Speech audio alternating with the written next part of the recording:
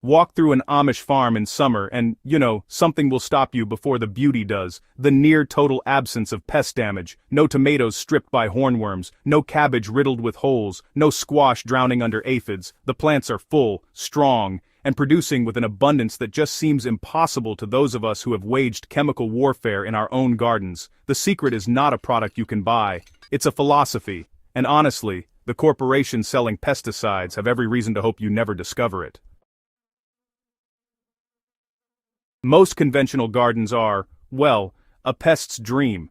Uniform rows of a single crop create what ecologists call resource concentration, a monoculture signal that basically broadcasts the location of food to insects from a considerable distance.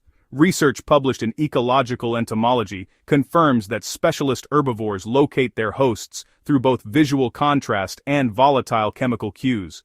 When you plant 40 cabbages in a straight row against bare soil, you are sending up a flare.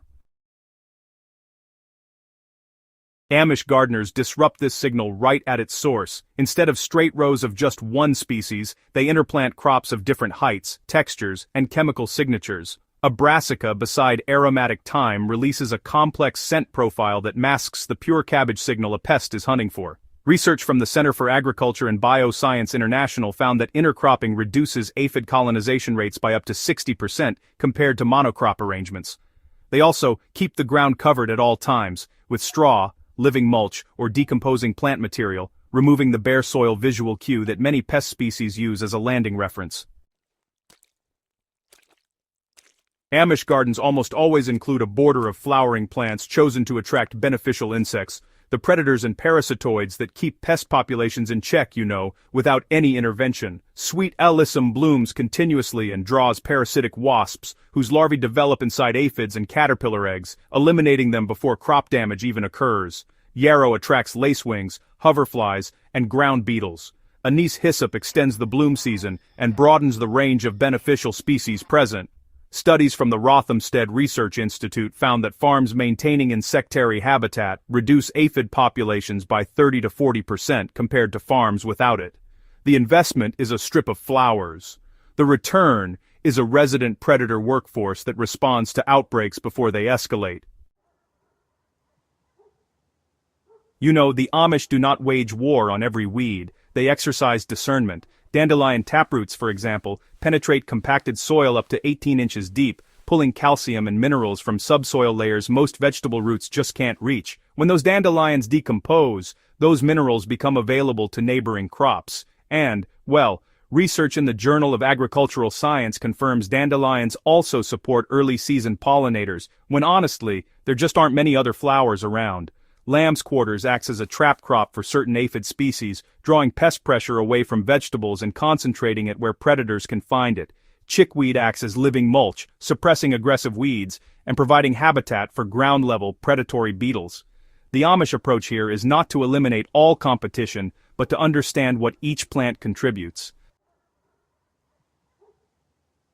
Those stacks of old stones and rough timber near Amish garden edges are not clutter, they're predator hotels. Ground beetles are among the most voracious invertebrate predators in a temperate garden, with a single carabid beetle consuming more than 50 caterpillar eggs per day during peak season.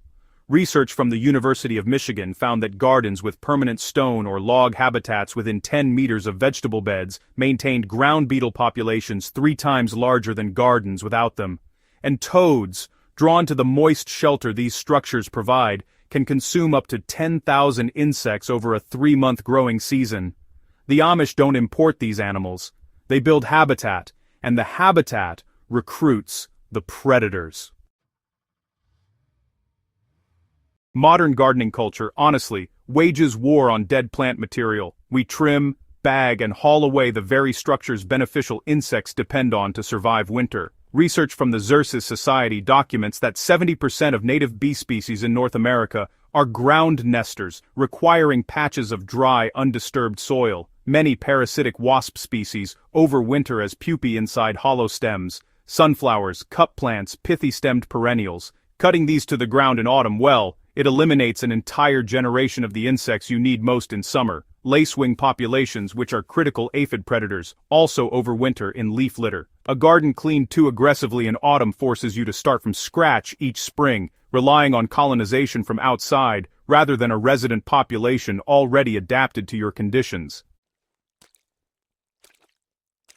The no-stick method, gardening without pesticide sprays, is not commercially interesting. The U.S. pesticide market is valued at more than $16 billion per year according to EPA data. A genuinely healthy garden ecosystem that needs nothing from a bottle is a direct economic threat to that model. What makes the Amish approach radical is that it works by building complexity rather than reducing it. Every addition, the insectary strip, the stone pile, the tolerated dandelion, the hollow stem left standing, increases ecological resilience.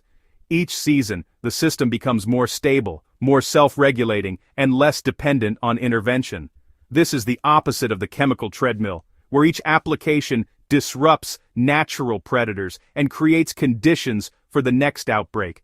You don't need to overhaul your entire garden to begin. Start with one insectary strip. Leave one section of dead stems standing this autumn.